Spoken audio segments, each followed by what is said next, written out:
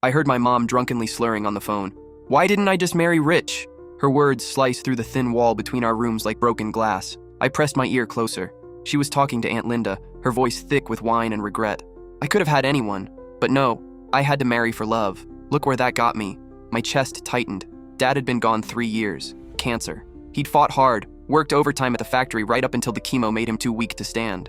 He'd left us with medical debt that felt like drowning. David was so boring, Mom continued. My stomach dropped. That was my dad's name. No ambition, just comfortable. Meanwhile, my high school boyfriend Mark owns half of Denver now. I couldn't breathe. She told me 1,000 times that Dad was her soulmate, that she'd never regretted choosing him. I should have been smart like you, Linda. You married that surgeon and now you're set for life. I heard her take another gulp. Instead, I'm stuck working double shifts at 52, raising a teenager alone, living in this dump. The next morning, I didn't mention it. Made her coffee like always. She kissed my forehead, hungover and guilty looking, and I went to school with her words echoing in my skull, but I couldn't let it go. That weekend, I told her I was sleeping over at Jamie's house. Instead, I drove 3 hours to the cemetery where Dad was buried.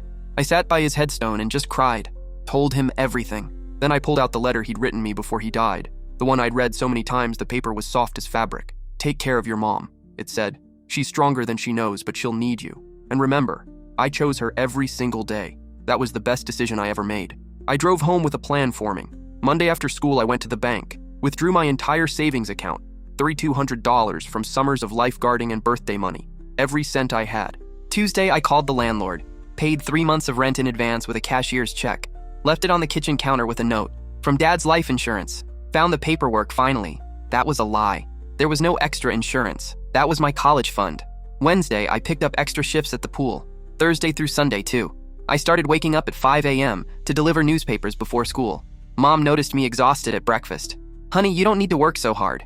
I looked at her. Really looked at her. The gray hairs she tried to hide. The lines around her eyes from smiling through pain. The way her hands shook slightly from being on her feet all day. Dad would have wanted me to help, I said quietly. She started crying. Not drunk crying. Real crying. Your father was the best man I ever knew. I believed her then, because drunk words might be honest feelings, but sober actions are honest hearts. And my mom, she showed up every single day, just like Dad did. 6 months later, she got promoted to shift supervisor. We moved to a better apartment across town. She stopped drinking entirely and started going to AA meetings every Tuesday. I never told her what I heard that night, but I made sure she never had to wish for anything different again. Last week, she framed an old photo of her and Dad at their wedding. She was laughing in a cheap dress, and he was looking at her like she hung the moon. I was so lucky, she whispered, touching the glass. He gave me everything that mattered. Yeah, I thought, watching her smile. We both were. And Mark? I looked him up once. 3 divorces, no kids, empty mansion, Dad won.